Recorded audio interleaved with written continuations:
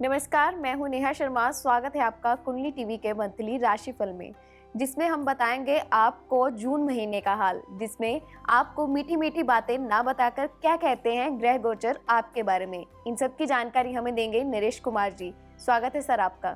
नमस्कार। बात करते हैं कर्क राशि की। तो सर, कर्क राशि के लिए समय ओवरऑल कैसा रहेगा? देखिए नेहा, कर्क राशि के जातकों के लिए वैसे समय ज़्यादा अच्छा नहीं चल रहा है, जी। क्योंकि कर्क राशि से अष्टम शनि शुरू हो चुका है। तो 29 अप्रैल के बाद स्थिति वैसे ही थोड़ी सी डिस्टर्ब वाली है, क्योंकि शनि जो है वो मारक है। यहाँ पर शनि अष्टम के भी मालिक हैं। तो यहाँ पर जब चंद्रमा से अष्टम शनि चलते हैं तो शनि की ढैया चलती है। तो ये एक स्थिति है। 12वें भाव के मालिक बुध हैं, वो वक्री अवस्था में चल रहे हैं। ये हॉस्पिटलाइजेशन का भाव है, इसलिए भी स्थिति अच्छी नहीं है। ये 3 जून को मार्गी हो जाएंगे तो थोड़ा सा राहत मिलेगी। इसके अलावा यहाँ पर शनि जो है वो यहाँ पर वक्री हो जाएंगे। अष्टम में चल रहे हैं, वक्री हो जाएंगे, अपने ही भाव में वक्री होंगे। तो यहाँ पर भी थोड़ा सा कष्टकारी हो सकता है चीज़ें, खासतौर पर पार्टनर की हेल्थ को लेकर। दूसरा, यहाँ पर सूर्य जो है वो 11वें भाव में चल रहे हैं। 11वें भाव में सूर्य अच्छे होते हैं, लेकिन 12वें भाव में जाकर सूर्य अच्छे नहीं रहेंगे। 12वें भाव में जाना सूर्य का अच्छा नहीं है। यहाँ पर इनको हेल्थ रिलेटेड इशू आ सकता है। उसके बाद शुक्र राशि परिवर्तन करेंगे। 18 को शुक्र यहाँ पर 10वें भाव में है, ये अपनी राशि में चले जाएंगे। ये एक तरीके से अच्छी प्लेसमेंट हो जाएगी, क्योंकि राहु के साथ जुटी टूटेगी। मंगल यहाँ पर गुरु के साथ है। मंगल यहाँ पर 27 जून को कर्मस्थान में आ जाएंगे। यहाँ पर हालांकि मंगल फुल डायरेक्शन स्ट्रेंथ में होते हैं, लेकिन राहु के साथ मिलकर जो योग बनाएंगे वो अच्छा नहीं है प्रोफेशनल लाइफ के लिए। तो जून का महीना खासतौर पर ध्यान रखने वाला है कर्क राशि के जातकों के लिए। थोड़ा सा क्या क्या असर होगा वो हम आगे बताएंगे आपको। जी। तो सर, अगर बात करें जॉब की और बिजनेस की, तो जो लोग जॉब कर रहे हैं या जो लोग बिजनेस में हैं, उनके लिए समय कैसा है? देखिए नेहा, सामान्य तौर पर क्या होता है, जब दशम का मालिक 12वें चला जाता है तो ये जॉब है, ये जॉब की हानि है। तो ऐसा हो सकता है कि आपका कहीं ना कहीं काम पे कंफ्लिक्ट हो और वहाँ पर आपको जवाब मिल जाए। ये ध्यान में रखिएगा इस चीज़ को। ये समय प्रोफेशनली अच्छा नहीं है यदि आप जॉब करते हैं। यदि आपका कारोबार है तो हो सकता है कि वहाँ पर कोई ना कोई आपका नुकसान हो जाए। तो ये स्थिति अच्छी नहीं है। खासतौर पर ऐसे लोग जिनका काम मशीनरी से जुड़ा हुआ है, जिनके यहाँ पर इलेक्ट्रिक इक्विपमेंट ज़्यादा होते हैं, वहाँ पर हो सकता है कि कहीं ना कहीं शॉर्ट सर्किट की घटनाएं हो जाए। कई बार नेहा ऐसा होता है कि आपके बहुत सारे स्टोर चल रहे हैं, वहाँ पर एक स्टोर में शॉर्ट सर्किट हो रहा है, दूसरी जगह पर कोई ना कोई इक्विपमेंट आपको ट्रबल कर रहा है। उससे नुकसान ज़्यादा नहीं होता है, लेकिन जो इक्विपमेंट बस्ट हो जाता है उसका कॉस्ट बहुत हैवी हो जाता है। तो वो चीज़ें आपको ध्यान रखनी पड़ेंगी इस पूरा महीना, क्योंकि राहु यहाँ पर है। राहु मिस्ट्रीज के कारक है। राहु अचानक से कुछ ना कुछ ऐसा करवा देते हैं, जब कार्यस्थल में होते हैं तो चीज़ें डिस्टर्ब हो जाती हैं। हालांकि राहु जब दशा में होते हैं तो मल्टीपल जॉब भी दे देते हैं। ये भी डिपेंड करता है कि आपकी कुंडली में राहु की पोजीशन कैसी है।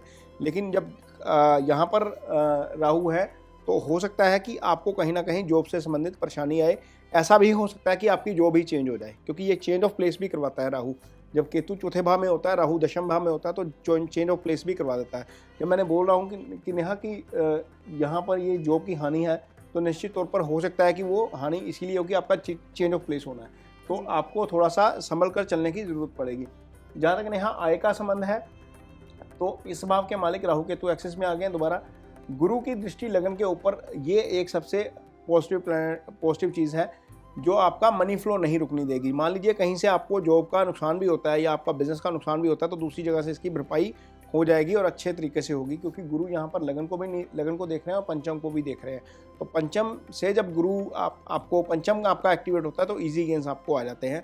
तो ये नेगेटिव और पॉजिटिव दोनों ही चीज़ें रहेंगी पूरा महीना, काम को लेकर और आपके आय को लेकर। इस चीज़ को आपको ध्यान में रखकर चलना है कि कहीं पर भी ऑफिस में कन्फ्लिक्ट होता है तो उसको अवॉइड करिए। यदि कोई ऐसी दुर्घटना होती है, जैसे मैंने बताया कि हो सकता है कि कहीं शॉर्ट सर्किट हो सकता है, कहीं अनबन हो सकती है किसी के साथ, तो वहाँ पर चीज़ों को काम तरीके से हैंडल करिएगा। तो सर, अगर बात करें फैमिली, लव और रिलेशनशिप की, तो कर्क राशि के लिए कैसा समय है? देखिए यहाँ सप्तम के मालिक अष्टम में जा रहे हैं जी। केतु की दृष्टि में है। तो सप्तमेश जो है वो एक तरीके से वक्री भी हो जाएंगे, केतु की दृष्टि में भी है। शुक्र यहाँ पर जो मैरिज के कारक ग्रह हैं वो राहु केतु एक्सिस में है। गुरु यहाँ पर मंगल, लड़कियों के लिए गुरु जो है वो हस्बैंड के कारक ग्रह होते हैं, वो मंगल के साथ हैं। तो और दूसरा भाव जो है वो खाली है, लेकिन शनि की दृष्टि में है। तो चीज़ें राहु की भी दृष्टि में है। चीज़ें थोड़ी सी फैमिली लाइफ को लेकर डिस्टर्ब करने वाली हैं। इस चीज़ का थोड़ा सा ध्यान रखना पड़ेगा। तालमेल के साथ काम करिएगा। कहीं पर कन्फ्लिक्ट ऑफ इंटरेस्ट होता है, कन्फ्लिक्ट होता है आपका, कन्फ्लिक्ट ऑफ ओपिनियन होता है आपका पार्टनर के साथ, तो वहाँ पर पार्टनर को वैल्यू दीजिए, वहाँ पर उनकी बात मानिए और स्थिति को अवॉइड करने की कोशिश करिए, क्योंकि सिचुएशन कुछ समय के लिए आती है लेकिन उसका रिजल्ट जो है वो पूरी उम्र भुगतना पड़ता है जब आप रिएक्ट करते हैं। तो उस चीज़ को अवॉइड करिएगा, क्योंकि प्लैनेटरी पोजीशन आपके पक्ष में नहीं है कर्क राशि के जातकों के लिए जो मैरिड है। यहाँ जो सिंगल्स हैं उनके लिए चीज़ें ठीक हैं, हालांकि गुरु यहाँ पर पंचम को एक्टिवेट कर रहे हैं, पंचम के मालिक के साथ ही बैठ गए हैं। जब ऐसी स्थिति है तो हो सकता है कि आपके लिए शादी के दरवाजे खुल जाएं, आपके लिए कोई रिश्ता आए और वहाँ पर एग्जीक्यूशन हो जाए, क्योंकि आपकी कुंडली में पंचम और भाग्य स्थान दोनों का योग जो है वो बना हुआ है और दोनों ही जाकर सबसे शुभ स्थान में बैठे हुए हैं। तो ये स्थिति एक तरीके से अच्छी है। सिंगल्स को हो सकता है, और बुध भी वहाँ पर देख रहे हैं। बुध एक पॉजिटिव प्लैनेट है, सूर्य आगे निकल जाएंगे तो बुध अकेले यहाँ पर आ जाएंगे। बुध एक पॉजिटिव प्लैनेट है, जब बुध और गुरु दोनों एक भाव को एक्टिवेट कर रहे हैं तो वो चीज़ें उनके लिए अच्छी हैं इस लिहाज से। जी, तो सर अगर बात करें स्टूडेंट्स और रिसर्चर्स के लिए, उनके लिए समय कैसा है? नेहा, जहाँ तक स्टूडेंट्स की बात है, स्टूडेंट्स के लिए समय अच्छा है। अगेन मैं बता रहा हूँ, क्योंकि बुध यहाँ पर अकेले रह जाएंगे, पंचम को एक्टिवेट करेंगे। पंचम का मालिक यहाँ पर स्टडी के कारक गुरु के साथ आकर बैठे हुए हैं, तो बुध का पंचम को देखना, पंचम के मालिक का गुरु के साथ आकर बैठना स्टडी के लिहाज से बहुत अच्छा है। जहाँ तक रिसर्च की बात है, वहाँ पर ऐसे स्टूडेंट्स को थोड़ी सी स्ट्रगल ज़्यादा करनी पड़ सकती है, क्योंकि शनि इस भाव में आकर वक्री हो गए हैं। तो ये भाव रिसर्च का भाव है। शनि जब वक्री हो जाते हैं तो आपको थोड़ा सा एफर्ट्स ज़्यादा करवाते हैं, हालांकि फल आपके अच्छे रहेंगे। जी, अगर हेल्थ और ट्रेवल की बात करें तो कर्क राशि के लिए कैसा समय रहेगा? नेहा, हेल्थ को लेकर भी कर्क राशि के जातकों के लिए स्थिति बहुत ज़्यादा बुरी नहीं है, ठीक है, कोई दिक्कत वाली बात मुझे यहाँ पर नज़र नहीं आ रही है, क्योंकि आपकी कुंडली में गुरु जो है वो छठे भाव के मालिक बनते हैं, वो अपनी राशि में बैठे हुए हैं जाकर, कोई दिक्कत वाली बात नहीं है।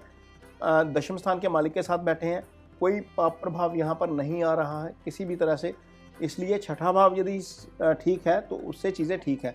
लेकिन हाँ, जो लोग ड्राइविंग का काम करते हैं, जो लोग मशीन पर काम करते हैं, जिन लोगों का काम ऐसा है जहाँ पर दुर्घटना का भय है, वो ज़रूर अपना थोड़ा सा ध्यान रखें, और जिनको दवाई पहले से चल रही है वो केयरलेसनेस ना बरतें, क्योंकि अष्टम भाव जहाँ से हम लंबी बीमारी देखते हैं वहाँ पर शनि वक्री हैं, वहाँ पर चीज़ें थोड़ी सी ज़रूर डिस्टर्ब हो सकती हैं। इस चीज़ का आपको ध्यान रखना चाहिए।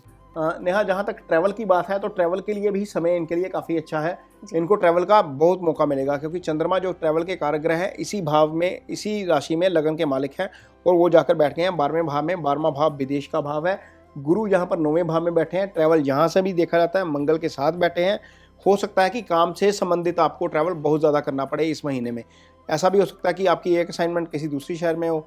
वैसे तो जून की छुट्टियां हैं नेहा, लेकिन ये लोग काम के संबंध में ट्रैवल करेंगे। दो तरह का ट्रैवल होता है, ये लेजर ट्रैवल नहीं होगा, ये रिस्पॉन्सिबिलिटी वाला ट्रैवल हो सकता है आपको। वो उस चीज़ के लिए आपको खुद को मानसिक तौर पर तैयार करना है, और ऐसा हो सकता है कि आप एक नहीं, दो नहीं, 3-4 ट्रैवल कर जाएं, और ऐसा भी हो सकता है कि उसमें से एक ट्रैवल आपको ऐसा करना पड़े जहाँ पर आपको धार्मिक स्थान पर जाने का मौका मिले, या आप दर्शन करें, आपके ऑफिस के काम के सिलसिले में ही कहीं बाहर जाएं, तो हो सकता है कि आपका एक आध चक्कर कहीं माता रानी के या शिव जी के दरबार में भी लग जाए। तो ये स्थिति एक लिहाज से अच्छी है। नेहा, कितना मिला जुला रहा है, प्रोफेशनल से लेकर प्रोफेशन खराब, रिलेशनशिप अच्छा, फिर जाकर हेल्थ अच्छी, फिर आकर आपको ट्रैवल लेजर देखने को मिल रहा है। तो ये मिक्स सा रिएक्शन है कर्क राशि के जातकों के लिए।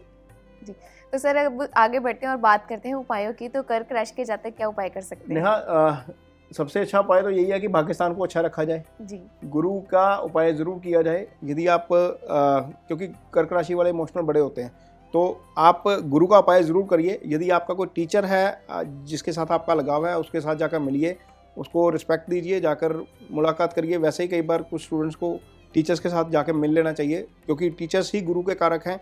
किसी बच्चे की स्टडी में हेल्प करिए, और एक पेड़ जरूर लगाइए। पेड़ फल वाला पेड़ होना चाहिए। नेहा, आजकल बहुत सारे हाइब्रिड पेड़ आ गए हैं, हाइब्रिड वैरायटीज़ आ गई हैं। जैसे जामुन का पेड़ पहले तो बहुत लंबा होता था, लेकिन आजकल ऐसे पेड़ आ गए हैं जो 6 फुट का जामुन का पेड़ है, और उस पर इतने इतने मोटे जामुन लगते हैं। आप घर पे लगाएंगे तो बहुत अच्छा लगेगा आपको। एक तो आपको जामुन मिलेंगे, एक आपका गुरु अच्छा हो जाएगा। पपीते का पेड़ आता है बहुत हाइब्रिड, उसके सीड आ गए हैं, उसमें सीड ही नहीं होता, और वो 4-5 फुट का पेड़ है, उसके ऊपर 4-4 किलो का पपीता लग रहा है। आपके पूरे साल का जो है वो फल का जो आप एक्सपेंस करते हैं वो भी बच जाएगा। तो 2 तरीके का फ़ायदा होगा। पेड़ लगाइए, फलदार पेड़ से गुरु भी जो है वो प्रसन्न होते हैं। शिक्षक के साथ जाकर मिलिए, उनको रिस्पेक्ट दीजिए, और ये दोनों उपाय ज़रूर करिए। जी, तो ये था कर्क राशि का हाल। नेक्स्ट एपिसोड में हम बात करेंगे अगली राशि सिंह की। जुड़े रहें हमारे साथ। धन्यवाद। नमस्कार।